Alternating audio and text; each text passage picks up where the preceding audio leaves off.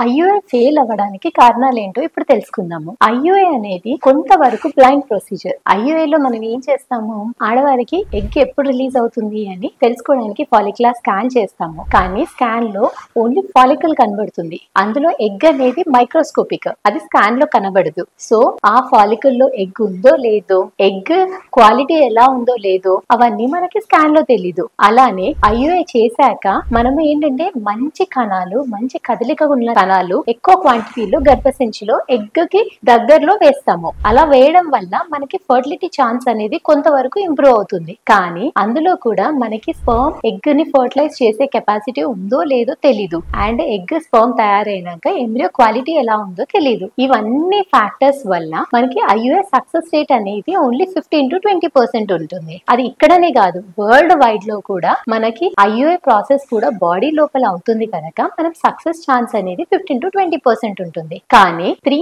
Cycles of IUI continuous గా చేయించుకుంటే దాని క్యూములేటివ్ సక్సెస్ రేట్ అనేది 35 to 40% వరకు ఇంక్రీజ్ అవుతుంది. సో ఒక ఐయుఐ సైకిల్ ఫెయిల్ అవ్వగానే నాకు ఇంకా ప్రెగ్నెన్సీ రాదు, నేను ఇంకోటి వెళ్ళను అనడం తప్పు. కంటిన్యూస్ గా 3 సైకిల్స్ చేసుకుంటే మన సక్సెస్ రేట్ అనేది ఇంక్రీజ్ అవుతుంది. అలా 3 సైకిల్స్ ఐయుఐ ఫెయిల్ అయిన తర్వాత మాత్రం కంటిన్యూస్ చేయించుకున్నా గానీ సక్సెస్ రేట్ అనేది తగ్గుతుంది. ఎందుకంటే మీరు కన్సీవ్ అయ్యేలాగుంటే ఖచ్చితంగా 3 సైకిల్స్ లో కన్సీవ్ అవుతారు. అందుకే 3 to 6 సైకిల్స్ వరకు మాక్సిమం ట్రై చేస్తాము. అలా వర్కౌట్ అవ్వని కేసెస్ లో మనం ఐవీఎఫ్ సజెస్ట్ చేస్తాం.